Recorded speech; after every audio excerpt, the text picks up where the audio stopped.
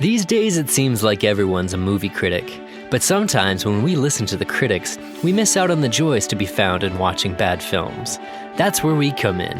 In Defense of is a movie podcast where we watch universally panned movies on purpose and challenge ourselves to focus on the positive and redeeming qualities of those films. Maybe it's the music, cinematography, acting, or just some unintentional humor. Sometimes it will be really easy, especially if we already like the film in question. But other times, it's going to be really, really hard. Either way, we're bound and determined to find something worth liking, and might even learn a thing or two along the way. So take off your cynic pants and buckle your seatbelts. In this episode, we play devil's advocate in defense of 1995's Waterworld. Hello and welcome to In Defense Of. Today we're going to look at Waterworld and tell you why you should actually really like this movie. I have my guest with me, Aaron. Welcome to the show. Hello. So Aaron, Waterworld. This movie currently sits on Rotten Tomatoes at 44%. The audience score is 43%. At the time that this movie came out, it was the most expensive movie ever made, and it's considered to be one of the biggest box office disasters in the history of cinema. Now, that being said, what was your first experience watching Waterworld? Okay, so I think I had to be real young, like right around in that 10 or 11 age. And I remember here in Canada, we had a channel called A Channel, and every Friday night they would do like a movie night that they would watch. Mm-hmm. And I just remember like browsing the old tube TV, and this movie came on, and just being like, "Wow, this is amazing! This is a world of water." Yeah, the most literal movie title ever. Yeah, exactly. And I just remember watching it as like a young kid and just being like so amazed by it. Mm-hmm. Yeah, this movie is truly, truly nuts. I remember I went and saw it in the theaters with my dad in Vancouver, and I was a little kid because this came out in 1995, and this was like I think it was like 14A when it came out, so this was like a pretty edgy film. And I remember my dad took me. And he didn't like it very much. And then so when we got back we were staying with my grandma, we got back to my grandma's apartment, and my mom asked, "So how was your time with Dad?" And I thought in my like kid brain was like referring to the movie, and I was like, it wasn't that good. And then she got really mad because she thought that I was like bashing my time spent with my dad. But it wasn't until years later that I rewatched this and was absolutely blown away by it. This movie, if you've seen, basically, Aaron, would you say it's fair to say, like, if you've seen, like, Mad Max, you've basically seen Waterworld? Yeah, like a water version of Mad Max, definitely. Yeah. The guy who wrote it, he cited Mad Max to The World Warrior as a major inspiration, and it's probably the first thing like I think of when I think of Waterworld is just like the stunts and how like insane everything is. Yeah, like, definitely. Like this movie wasn't shot on a backlot; it was actually shot on the ocean. Like everything you see is actually on the ocean. Yeah, I was actually wondering that because like some of them, so the scenes are just all stunning in this movie. Yeah, they built like that entire set. That city that they have was an actual practical set. Mm-hmm. And at one point in time during production, the whole thing sunk and had to be they had to shore up the entire thing again. So the budget of this film went from like 100 million to almost 200 million. And that's like how much they make like Transformers movies for these days. So it's like in 1995, that's insane, right? So so the apparently I don't know where to start here. What's a good place to start? I guess we can probably start with Kevin Costner. What about do you know what people like specifically hate about this movie? So most of it centers around like Kevin Costner himself and his performance. Yeah. Because I think they kind of misunderstand his character. Yeah. And they thought he was wooden and that he was too stoic and unlikable and all that kind of stuff. Like, and Uh, and also to do with like the pacing and the plot, because somewhere out there's like a 3 or 4 hour version of this movie. yeah. I guess what had happened was Kevin Costner was apparently like a nightmare to work with, and and had his hands in everything. Like Kevin Costner was such a control freak apparently on this film. He kicked off the composer and edited large chunks of the film himself. Oh, wow. So basically, when the movie was finished, I think the runtime was 4 hours, and then the studio hated it, said no one's going to sit there and watch this thing. So, and this was after, I think a director had walked out, a writer had walked out. Kevin Costner was like just an absolute control freak. And at the end of the day, ended up chopping it down to 2 hours and 15 minutes. But I think along with that went a lot of like character development and pacing that would have kind of made this thing all the better, you know? Mm-hmm. Yeah.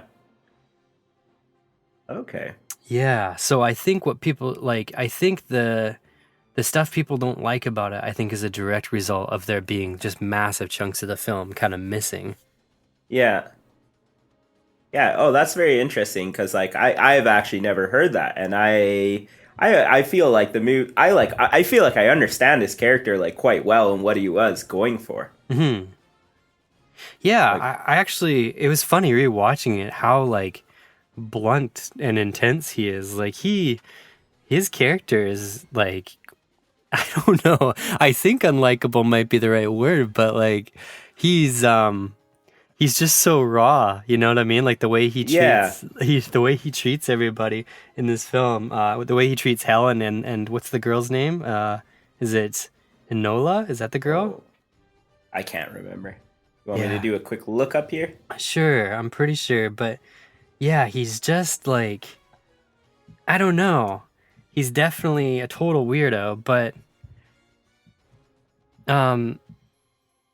this movie's such an anomaly because for a movie that like bombed at the box office and got such a bad critical score, to this day is like a major theme park attraction at Universal Yeah. Studios.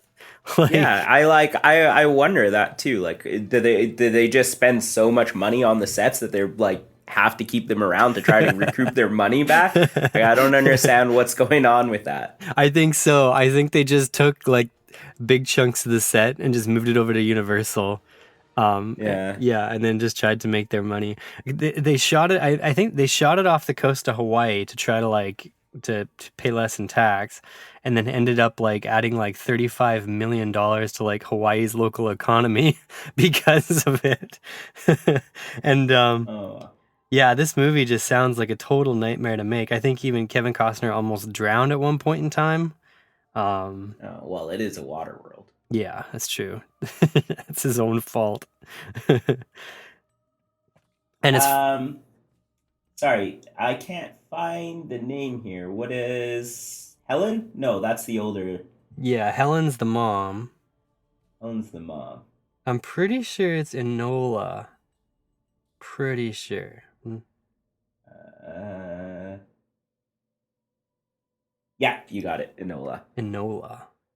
So the story of the movie is pretty like standard sci-fi stuff. The world is water, but there might be dry land somewhere.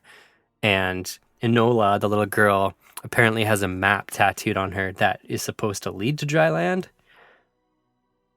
And so it's kind of this race against time.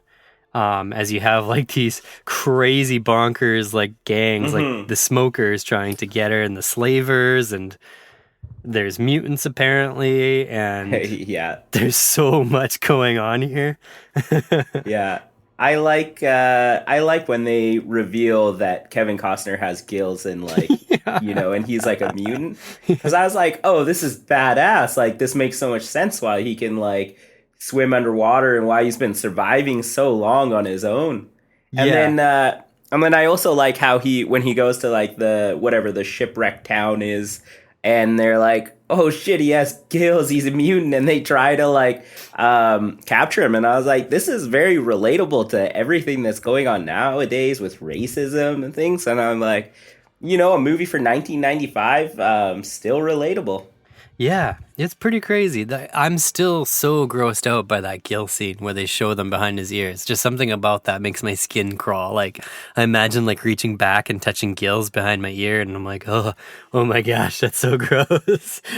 What did you think when you were a child and were like when you were young and you saw the gills like behind his ears? Were you grossed out then too, or did you think they were cool? I thought they were cool when I was a kid. When I was a kid, I was like, Yeah. oh my gosh, I would love to be able to breathe underwater. That's so sweet. And yeah, but now looking at it, it something about it super like creeps me right out. Yeah, I'm still on the gill train here. I would 100% take gills if I could. Yeah. Especially because I don't know how to swim, so gills would come in handy. I didn't know that. You don't know how to swim. Oh man. Yeah. So No, you could I'm too old to learn now. you could become the Mariner. The Mariner? Who's the Mariner? Kevin Costner. He basically doesn't have Oh. a name. His name is basically just Mariner. Oh, I didn't realize that. Yeah. He's like his name is kind of like his occupation. Yeah. Oh, that makes sense. He's very tradesman like. Very. Yeah. Yeah. Yeah, I think everyone was going into it expecting Kevin Costner to be like this heartthrobby kind of guy, but he gave like this really like rugged, like no nonsense kind of performance, and everyone just wasn't ready for it, Which is funny yeah. because if you watch like Mad Max Fury Road, Tom Hardy did a very similar thing, like very, very similar, and people were totally into it. So it's kind of weird that it didn't work for Costner. Yeah. Definitely. It just must have been like time and like all the negative stigma about the movie and the budget and things like that must have affected this movie as well. Yeah, I think so. Because like yeah, just watching it now, like it's just, scenes like no CGI obviously, 1995, but like it still holds up to this day, the scenes and everything. Yeah, no CGI. Everything is practical. You have like pontoon planes pulling jet skis and like Yeah. the most insane things you've ever seen, and all of it's practical. All of it's real stunt people. And that just like, you take that kind of stuff for granted, but when you watch this movie and how much stuff is happening in the background, like all the time, like not only are they like the stunts that are front and center, but like any of those big scenes on those big set pieces, if you look in like the background of the scene, like things are constantly moving and there's people flying off of stuff constantly. Like the scale is unbelievable in this film for what it is. Yeah, definitely. What'd you think of the underwater city sequence? I thought it was really cool. I watched the movie like a few months back here, and then I like completely forgot about the scene, and then ended up watching it again, and I was just thought it was so cool. Yeah, the scale of everything again is just like huge. Like all these buildings submerged. It really, like the world building, is so stinking cool. Like I really want to get a hold of an extended cut of this film to see like what else they do with some of these concepts. Let's see. Okay, can we like talk about his ship for a little bit here? Yeah. And like how amazing that is. You know what? On rewatching this film, there's so many shots of him or Helen or Enola like pulling gears and twisting knobs and like ratcheting stuff, and Yeah. you never really understand what any of it's doing. But like No. it's like you could do like a supercut. It's probably 10 minutes of this film is them just like operating the ship, and it's so crazy, like, but everything's done with such conviction. Like you really get the sense that they know like what they're doing. Yeah, exactly. And like Just the fact that he's somehow managed to like create all these crazy like gizmos as well, like how he has the what is it, like the big air bubble pocket that he like Yeah. takes Helen like down to the ocean. Like he's just ahead of his time in this movie. Yeah. Yeah, it's actually kind of funny because everyone in this movie is kind of, I don't want to say dumb, but just a little bit, Yeah. spent a little bit too much time in the sun. But then Kevin Costner's character, yeah, he really seems like the opening shot of this film has him filtering his own piss and then drinking it again. Like, just the fact that he has the foresight to build to build that is like unbelievable to me. Yeah, or he could just be drinking his straight pee. That's No. I'm pretty sure it is filtered. he puts it through all these filters and it doesn't do anything, and he just drinks it anyway. That's right. That tastes right. I think the other character here, it was kind of a little bit of ahead of his time, is the old dude who makes the flying device. What's his name here? Yeah, he is like, because obviously, like, he seems to know what's up and what's going on. Yeah. He had some cool inventions and whatnot. Okay. Something I have written here was the Smokers. So the Smokers is the gang. They're sort of the rival gang that's also after the map, and they're led by Deacon, played by Dennis Hopper. Yeah. And they are the most likable, hilarious gang I've ever seen. So true. The guy is just so polite, like the most polite villain like of any movie I've ever seen. Yeah, I kept thinking, I was saying to my wife Brie, I was saying, you know what, like if I lived in Waterworld, I would for sure work for this guy. He's just too cool, and he's handing out cigarettes to everyone. They have like their like little road racing things. Their costumes are insane. There was one guy who had an entire costume made out of like pop can rings. Like it was unbelievable. I love how Deacon, he gets the fake eye, like the eye patch, but he keeps the fake eyebrow thing that like sticks up out of the eye patch.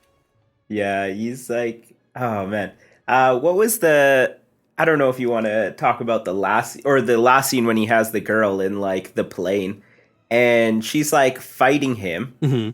And he's just like, come on, settle down now. He was just like, if I was the villain and that little girl was like being a brat or whatever, trying to get away, like, I don't know. I don't hit kids normally, but if in that situation, I would probably hit a kid. Yeah, for the villain of our film, he's probably more likable than Kevin Costner's character. Yeah, definitely. Like, I want to see a Deacon spin-off movie that's just like the Smokers, I don't know, like partying down and trying to survive in Waterworld. Yeah, like, were they even that bad? They just wanted to find dry land. That's the thing. Is like in a movie, like when you're writing your antagonist, like you need to make their goal clear and make it realistic, but they were no more evil than Kevin Costner was. It was just they had a larger budget, they had more toys. It was so weird. Like watching this, I thought, well, I guess they're bad because the movie says they're bad, but they seem like pretty fun guys. Yeah. You know what it is? It's like anyone who has gasoline and like can fuel their like motorized equipment is automatically like evil. Yeah. That's what it is. Yeah. Gasoline. They were a bunch of gasholes. Yeah. Bunch of gas holes. Oh yeah, and Kevin Costner had webbed feet too. I forgot about that. Oh, okay. That grossed me out a little bit. I won't lie about that. Yeah, webbed anything is just, I'm not into that. Generally speaking, webbed stuff, a little spooky. Not into that. Yeah. Oh yeah, I have in my notes here. I have this written. This movie makes me want to smoke. From start to finish, it's just like if you were a recovering smoker, this movie is such a trigger. Like there's every scene has someone smoking or like multiple cigarettes at once, and like, oh my gosh. So the first time I watched this movie, I had a few notes written down. I only have two things written down here. Okay. The first one says, he can filter his pee, but he can't filter seawater.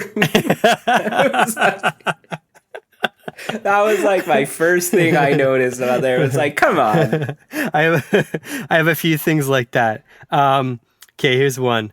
Do you remember the exploding sea-doo that like just touched the wall of it was like slowly drifting towards the wall and then just went up in like a mushroom cloud? Oh, which one is that? Is that in the the first battle scene? Yeah, in the very first battle scene, there's this sea-doo that like gets the guy gets taken off of it, and the sea-doo just like drifts towards the wall, and then just like has this horrendous explosion, and I laughed so hard. What was the other note I have here? Oh yeah, okay. In Kevin Costner's boat, they go through this crazy battle. All this stuff happens, and then there's a scene later on when Enola goes down into like what's the bottom part of a ship called? Like the keep, the hold or whatever? Yeah. And sitting on the edge of the table is a box of crayons just standing upright. And for some reason, I was like, how the frick did that box of crayons stay standing during that whole battle? And then I was like, oh, Kevin Costner's really good at sailing. Oh, man. This movie is too good. Oh, yeah. Okay. This was so funny. This is one of those things where I caught myself being a critic and then realized how dumb I was. I remember at the beginning of the movie when they established that Enola, she can't swim. Yeah. And I was watching this and I thought, what the frick? Like, who can't swim in Waterworld? This movie's so dumb. And then I realized that the whole thing was saying, well, the reason she can't swim is because she's from dry land. And I was like, oh my God, like, I'm so dumb. This is actually like trying to set something up. And I had like my critic glasses on and I'm like, she can't swim in Waterworld. Interesting. Oh, I felt so dumb. That would be me if I was in Waterworld. Oh, I really like the scene. Sorry, this totally came out of nowhere, but I was thinking about that. The scene where he's actually teaching her how to swim. I thought that was a really cute scene, like a genuinely cute scene, where Kevin Costner starts kind of softening up on Enola and like is actually teaching her to swim.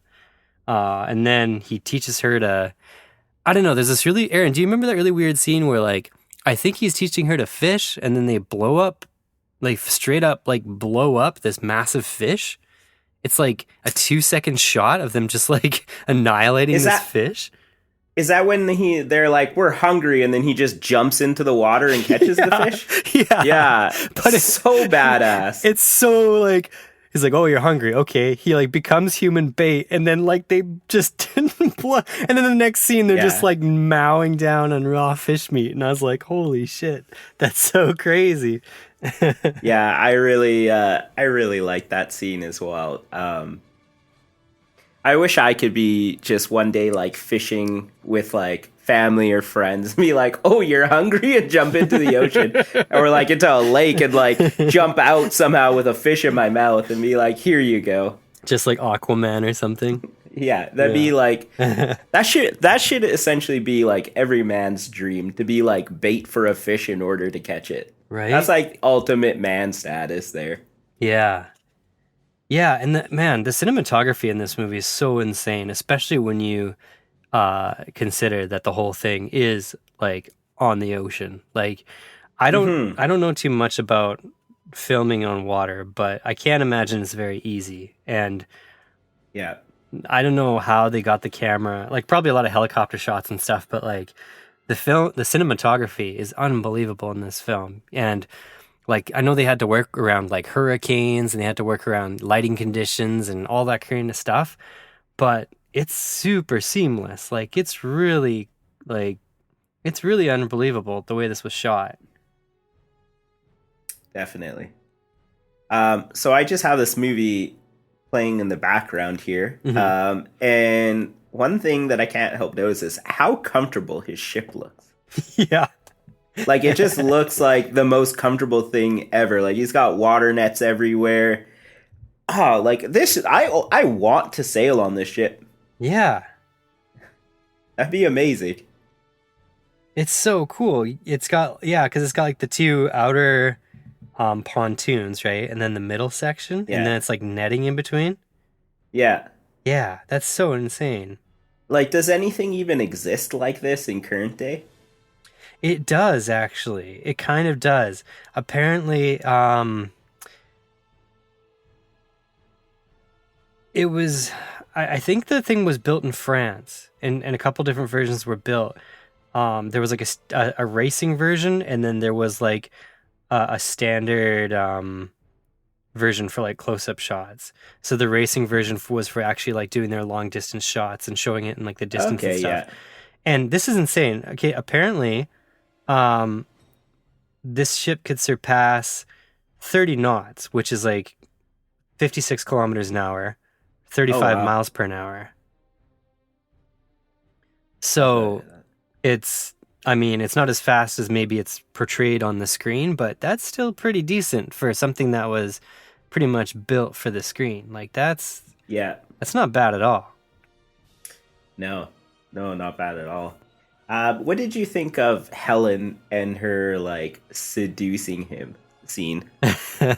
Well, part of it was like super awkward, like crazy awkward. But at the same time, it was kind of like that world building of like, this is how she kind of is used to having to deal with these weird castaway types. So I was like, I don't know. Yeah. I remember when I was a kid, like that was one of my, because we watched this in the theater, I remember that was one of my very first like experiences as a kid with like female nudity on film. And I was like, oh my God, how do I feel? So, yeah. Well, how about you?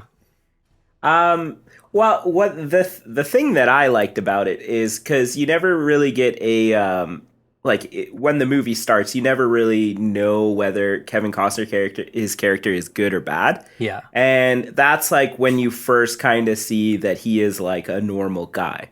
Yeah. And so that's kind of like what I've gotten from the whole like scene there. Because then I'm like, okay, like this guy's obviously like a good dude. He's not like just doesn't want to bang anyone. He has some morals. So yeah, that's what I thought.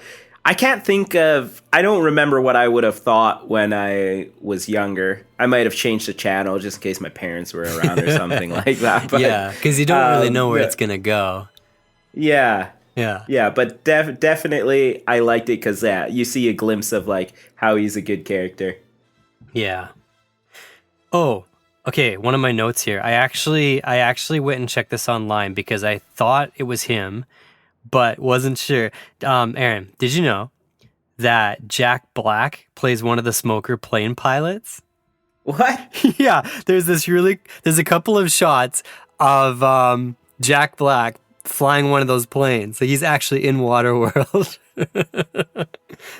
Oh man, that's awesome. I feel like Jack Black's always in his early career was in a ton of random stuff. He was in everything. Like I never realized that was him in Mars Attack either. Right. Yeah. Oh man, we should do Mars Attacks. But actually I think people generally like Mars Attacks. Well, Mars Attack is more of like a cult following than it is like an actual movie that people like. It's not like an actual hated movie though. Yeah, that's true. Yeah. Oh, another thing about that Barge City. So apparently it was constructed with no bathrooms. So every time a member of the crew had to use the can, they would have to ferry them back to the island in order to use the bathroom. So yeah, sorry, I just said that in my notes. That's like how crazy the production of this movie was. Why would they need a bathroom? They're on the ocean. The ocean is their toilet. Oh man, That's on them. Okay, question for you. If this movie came Yeah. out today, how do you think people would receive it? Oh, I don't know. With the whole, are we saying that there's going to be like a scandal around the budget and stuff like that, or Oh, I see. I think that's all going to determine. Let's say that it got redone like Mad Max Fury Road style, with like took it dead seriously, and just went for it, and didn't have the same problems. Do you think this movie would be a box office hit? I'm gonna say, like, I don't think it would bomb, but I don't think it would be as good as this one. Like, if they did a remake. Yeah. Obviously, the remakes are they're almost never as good as the originals. Sorry, was that your question? If they did a remake, or are you saying if it was just to come out like in this time? Well, I think if it just came out of nowhere. Yeah. Oh, that's tough to say. I think it would be a hit. Mm-hmm. Yeah. Who would you want to see play the Mariner in like a 2020 release? Can I say Tom Hardy? No. Yeah, you can. I mean, no, that's too easy. Oh, that's a good question. Oh, I don't know. Who would you do? I was thinking, I thought Josh Brolin would be awesome as a Mariner style character. Yeah. Yeah, I feel like he's got like that morally gray kind of look to him. I just recently recently rewatched No Country for Old Men a while back. Yeah. And just was like just once again blown away by like the kind of characters he plays. And I was like, man, he would be a dope Mariner. What about Keanu Reeves? Oh, that would be an interesting choice. Yeah, I think that's what my choice would be. Oh, yeah, because he kind of passes more of like the outcasty kind of, Yeah, like brooding kind of loner type of guy. Yeah, that would make sense. Man. Okay, who would you pick as the bad guy then? What was his name again? As Deacon? Deacon, yes. Oh, that's so hard because they have to be just like, they have to be just like oozing that charisma, They have to be super likable for it to work like that again. Gosh, that's so hard. You want to know what I was thinking? Yeah, I do. I'm still thinking, yeah. Matthew McConaughey. Oh my gosh. Like I just feel like because like if he had to border between like dislike and likable, that's like the perfect person for that role. Doesn't he do that role in that Reign of Fire movie, that dragon film? Did you ever see that? Essentially. Yeah, it's kind of like that. He could do it. Yeah, he would definitely be a good role for the bad guy. Yeah. I just watched that what's that movie with him and Idris Elba in a Dark Tower? Yeah. I like actually enjoyed him as a villain. He just seemed so like menacing. Yeah, he was good in that. He was legitimately good in that. Yeah, I'm sold. Matthew McConaughey. I can just imagine him with the eye patch and the weird shit coming out of it. And yeah, just being so polite to the girl. Yeah. hey now, come on. Now settle down. Now settle down. I need that back tattoo. Yeah, exactly like that. Oh, so good. Okay, Aaron. Here's. I'm gonna run some trivia by you. You tell me if this is true or false. Okay. Okay. Kevin Costner demanded that the visual effects crew hide his receding hairline digitally, which is not a cheap thing to do in 1995. True or false? Oh, I feel like that's true given all the history you just gave me on it. That is true. Okay, true or false? Kevin Costner personally invested $22 million of his own money into this film. Oh, I think that's true. I think I've actually heard that before. That is also true. Okay. Okay. This one's good. Samuel L. Jackson turned down the role of the Deacon in order to be in Die Hard with a Vengeance in 1995. True or false?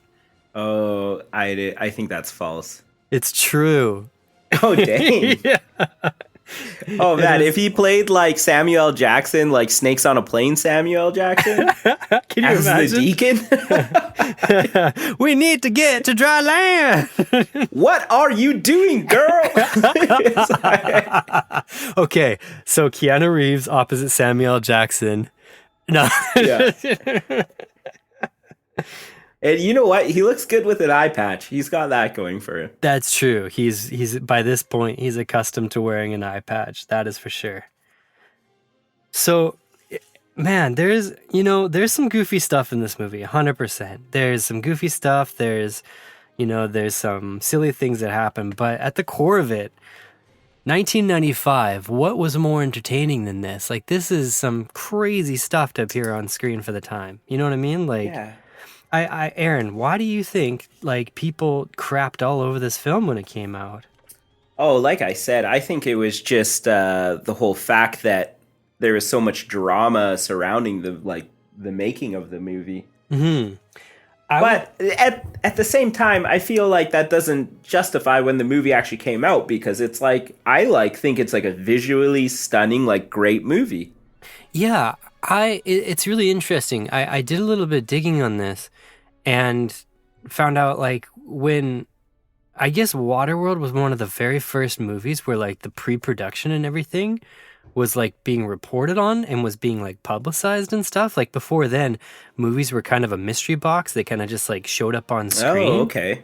But for some reason, Waterworld was like all of the setbacks and everything was being made so public. Like, but it feels like by the time people actually sat down in the seats to watch it, they already like made their mind up about it and never really gave it a chance. Cause like, I don't know, it's like all the action is like top notch action, even by today's standards. And all of the silly stuff is like so amusing that you usually laugh anyway. So it's like, man, what's more entertaining than Waterworld? I don't know. You know the other thing that I noticed What's is that? whenever I talk to people about Waterworld, generally they're like 40 and above. They hate the movie, like absolutely despise it. So I think that could be something to do with it as well. That like, because it was like the older people that were hearing all the news and stuff, right? Yeah. Whereas young guys were just like, whoa, a cool movie, like set in a water world. This is awesome. Yeah, exactly. Like imagine being a studio exec, and hearing that they want to do a Mad Max style movie, but on water. And it's like, sweet, okay, that sounds really cool. Let's do it. Like I still feel like that movie would have got made. The weird thing though, the thing that I've never been able to wrap my head around is like usually when a movie doesn't do well at the box office or like flops, like usually the studio will try to like bury it and pretend it doesn't exist. Yeah. But instead, this is a major part of Universal Studios, like a huge major part of it. And to put it in perspective, like the only other rides there are like Jurassic Park or like what else is there? You have like the Mummy ride, you have a Transformers ride, like these huge properties with multiple sequels, and then you got little Waterworld sitting there. Yeah. Don't they have like stunts or like people that go through the set too? I've never actually been, but you've been, right? I've been. I didn't watch the show. The show was down when we were there, but yeah, they have like planes, like they have a prop plane that like flies over the wall. They have people jumping from like I can't remember the height, but like a crazy height, and all these skidoo or sea-doo rather stunts and stuff. So yeah, there's a lot going on. Yeah, like it doesn't make any sense to me either. I looked up movies that came out in 1995. Do you want to know some that like Waterworld was competing with? Yeah, definitely. What do we got? Okay, so we got. I'll just name a few of like the big ones here. We got Toy Story. Okay, that's insane. Braveheart. Wow. GoldenEye. What? That was 95? Yeah, it's like making me feel real old right now. What else here? Pocahontas. Oh wait. Yeah, Pocahontas came out that time. I thought Pocahontas was older than that for some reason. Batman Forever. Wow. Oh, Judge Dredd came out, like the original one with Sylvester Stallone. We should do that on this show. I would be down for that. I haven't seen that movie in years. Oh my god, we should definitely do that on this show at some point in time. Dangerous Minds. I remember watching that. Mm-hmm. Oh, the Goofy movie. Oh, love that movie. Oh, I literally rewatched that last summer. Love the Goofy movie. Oh, Jumanji. That's the original. Yeah. Oh man. Yeah. So it was in some like pretty big company here. That's so Apollo 13. I missed that one too. Apollo 13. Yeah, there's even more that I'm listing that like everyone would know, like Billy Madison, Bad Boys, 12 Monkeys, Tommy Boy, like Usual Suspects, Friday, Die Hard with a Vengeance. The first one came out then too. Right.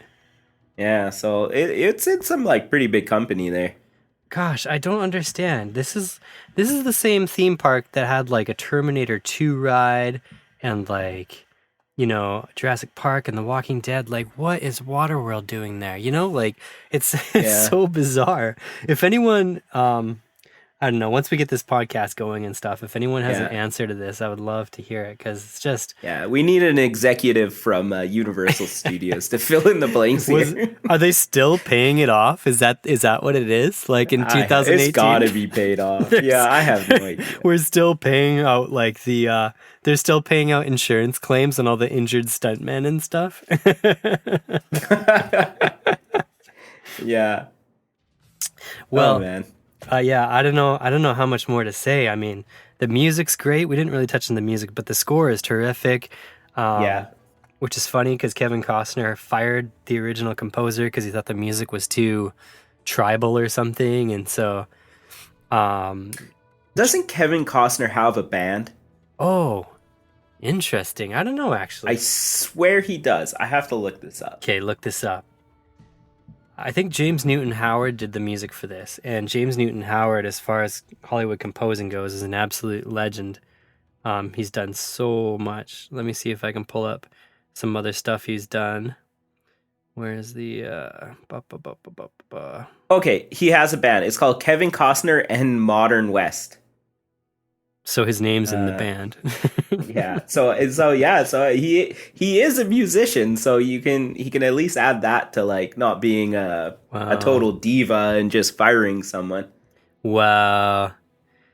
Who do you think? Okay, can you imagine like a celebrity battle of the bands that had like Johnny Depp's band, Keanu Reeves' band, Steven Seagal's band, and like Kevin Costner's band, all like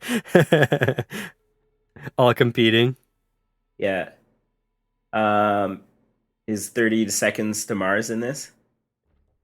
Oh yeah, they would be too. Jared Leto's band, yeah. Yeah, because they probably would take it, in my opinion. But that's just my like choice of music. Okay. So, and I haven't heard anyone else either, so. Yeah, just a few of the films that James Newton Howard had a hand in would be he composed King Kong, Batman Begins, Fantastic Beasts. What else has he done recently? He did Detroit. Like, he's still working today, so he's like... And he got fired? No, he's who got hired on.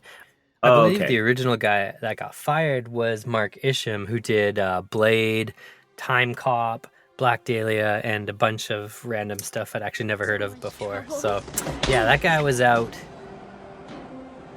Well, I'll be damned. It's the gentleman guppy. You know, he's like a turd that won't flush. I want the girl. You know, I thought you were stupid, friend. But I underestimated you. You were a total freaking retard. I think probably maybe one of the last things we should talk about here is the the last couple of scenes where they're on the like big oil tanker ship and and the whenever they find the actual island here. A couple things I thought, well, one of the things watching it again, I was like, isn't that like a crude oil ship and not like, so like, are they burning crude oil in their CUs and stuff? Yeah, And I was like, I think they are. does that work? You know what? I don't think so. Like, I don't know, maybe they have really- a way to refine it, but like that's probably my only thing I would have liked them to touch a little bit more on. Well, here's what they do, Aaron. They drink the crude oil and then they pee it out through a filtration system into their gas tanks. That makes sense. They, why not? Why not? I mean, if Kevin Costner can evolve and have gills, why can't humans evolve to filtering crude oil into gasoline? Right? Yeah, this is Waterworld after all. Yeah. The other thing that I was gonna say is like that I really liked about this end sequences is when he like shoots the harpoon and then and he like zip lines down to where the plane is like about to take off. Yeah. Yeah, that was so cool. I just remember thinking that zip line's not tight enough for him to like slide down, and then he pushes the like pallet of stuff over and it gets really tight, and I was like, this man's a genius. Like, he's such a genius. This movie does that to you. I'm telling you. You try to punch holes in it and then it just proves you wrong. You're like, that's silly. And then you're like, oh, okay. Like, because it's exactly what you say. I always try to like I'll try to pick apart a movie or like see the flaw logic in it and stuff. And like, for the most part, this movie does like a really good job of like answering your questions or making sense of things. Yeah, it really does. I also like, sorry, what was her name? Ebola? Sure. No. Yeah, we'll call her Enola. We'll call her Ebola. Ebola. Whenever she's like, he's gonna kick your ass, or like, he's gonna come after you. I also really like that. And like, she was so sassy. The best was what's his name? Deacon was just like, no, he's not. He's not coming for you. Like, he has nothing to say. Just like, no, that's not true. He has no comeback. Yeah.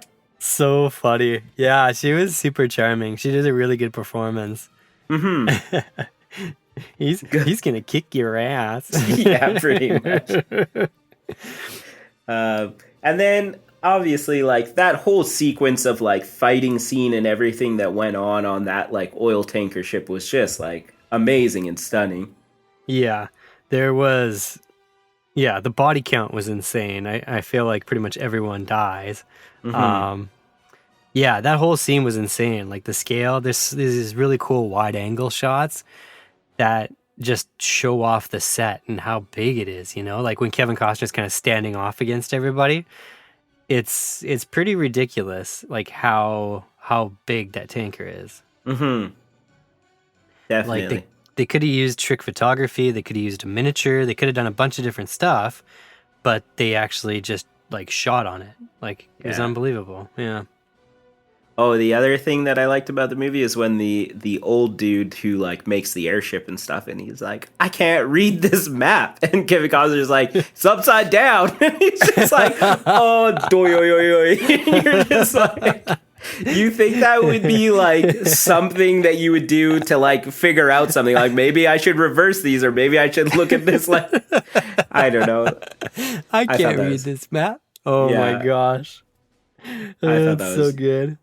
And then and when they're climbing back in the airship, he like pulls the girl into the airship, but then he like pulls his shirt like all the way up her back. It's like the weirdest sequence of a scene. And then they're like looking at the tattoo like from the right way it's supposed to be looking. He's like, oh yeah, okay, this makes sense.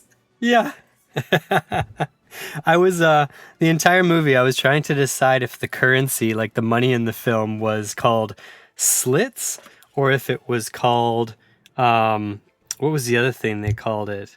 Chits? No. Chits. Is it chits or slits? Because I heard two different. I heard chits at one point and I thought I heard slits at another point, and then I couldn't decide which one was right. Yeah, I'm gonna try to find it. Okay. And what was the other thing? Yeah, you know what? I feel like in Waterworld, it would be really easy to avoid other people. Mm-hmm. It's pretty funny in this movie how often people end up sneaking up on one another. in a world where like there's like boundless horizons.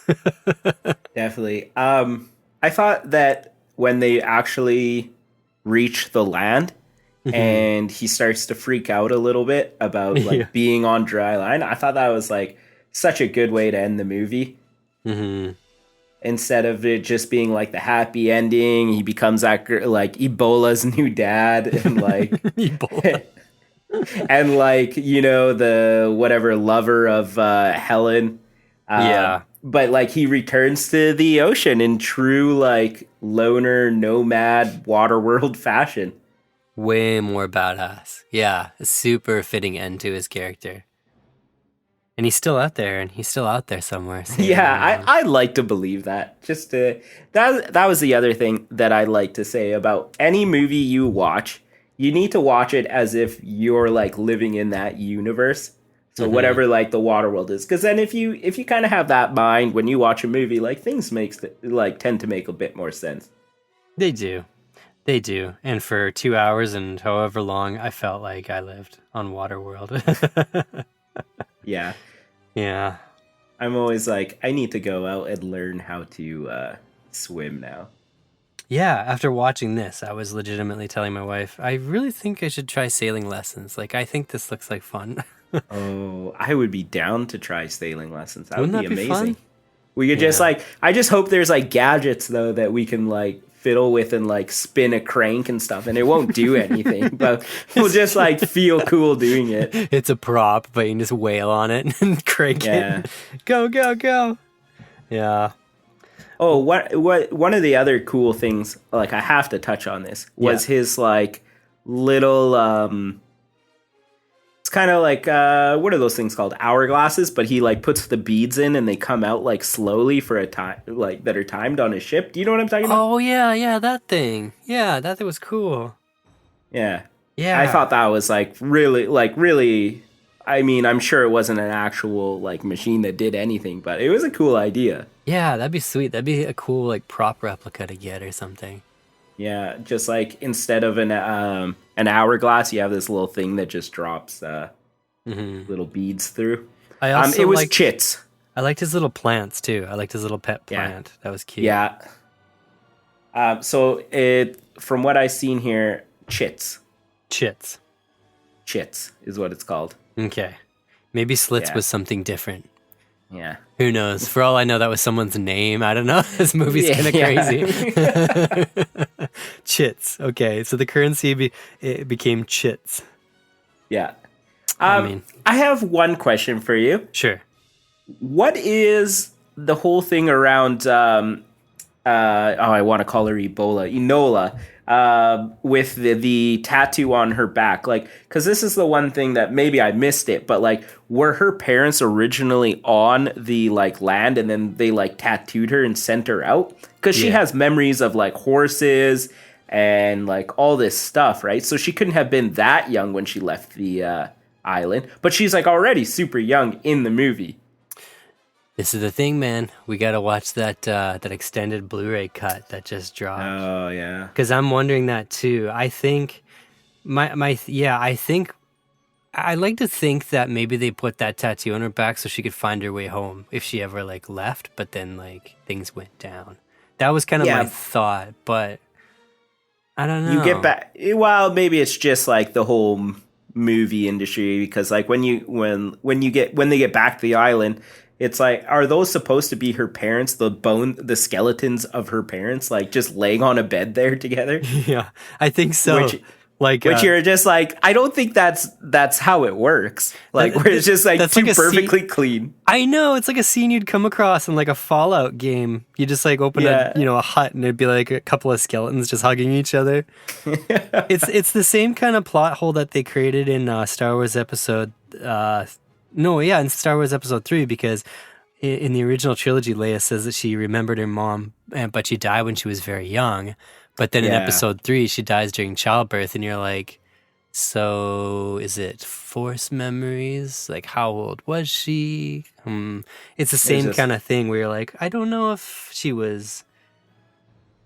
she definitely... Ebola definitely seems like she doesn't remember, like, them specifically in a sense, but remembers horses Yeah. in her drawings because they're cool little drawings and stuff. So I don't know. That's interesting. We'll have to revisit this when we watch the extended cut. Yeah, we'll have a part 2 extended cut. Fill in all the missing holes. I seriously hope it's an actual 4-hour long movie. I think it has to be, wouldn't it? Like, there's so much going on. Yeah, think of how many ship scenes of him just doing random stuff on the ship there are. Oh man, there must have been hours of B-roll of him just dicking around and doing somersaults on his little ship. He does somersaults to move around on his ship all the time. It's so fun. Well, that's how he stays in shape and fit. Yeah. Just somersaults his way around his little pontoon boat. Yeah. Okay, one last thing I had written here. One of the things I got a kick out of was when the smokers are assaulting that city, they have all these different flag signals that they use. And they seem like they're for like really specific things. Like when they wave a certain flag, the gunner like does a certain thing.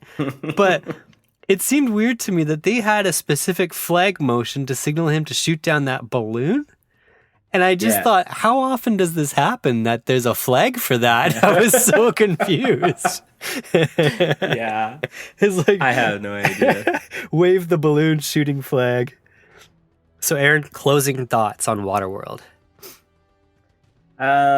Overall, I enjoyed this movie quite a bit. Thought it was really cool. I feel like I got what they were trying to accomplish in this movie, and perhaps that's why I think I really enjoyed it. Yeah. Okay. So I would want to see a Waterworld Part 2 where he comes back and searches for Ebola and tries to love her, I guess. But the thing is he would have to be young and completely because of whatever his mutation is. Right. It just keeps him young, and she would be grown up. So it wouldn't be weird. And you could have mutant gangs that are kind of gross. Oh yeah, totally. And they have, gills in their eyes and stuff. Somewhere out there is a deacon's son, and it's Matthew McConaughey. Just my god. Yeah. Oh, it could work. It writes itself. I mean, and obviously Universal still cares about it. They still have the property, or else they wouldn't have that as part of their park. So yeah. Also, whenever we get the high up Universal executive to explain why they still have Waterworld as one of their main attractions, you should also consider us for writing a movie, because we'd be amazing. I think so. I really think so. Yeah, honestly. Give Waterworld a chance. That's all I can really say. Give it a chance. Turn your brain off and, pretend it's 1995 and watch this crazy ass film. Yeah, definitely. Yeah. I give it 2 thumbs up because I only have 2, and I would give it more if I had more thumbs. But you're not a mutant, so not yet. I also give it 2 webbed thumbs up. Oh dang. I am. Yes, definitely. 2 and all my web toes. Why do you think... Wait, now this has got me wondering. Why do you think he had web toes and not webbed hands? I guess he didn't evolve that far. Yeah, I think he was the missing link between... I don't know. We'll find out in Waterworld too. He's going to be full on just a fish. He's just going to be a talking fish. Just a mahi swimming around with arms and a leg. Oh my gosh. Well, Aaron, nothing's free in Waterworld. Nothing. All right. Well, thanks so much for joining us today. This is a brand new podcast for us, but we hope you liked it. And feel free to subscribe to this podcast, and we'll try to bring you more in defense of movies. Take care, guys.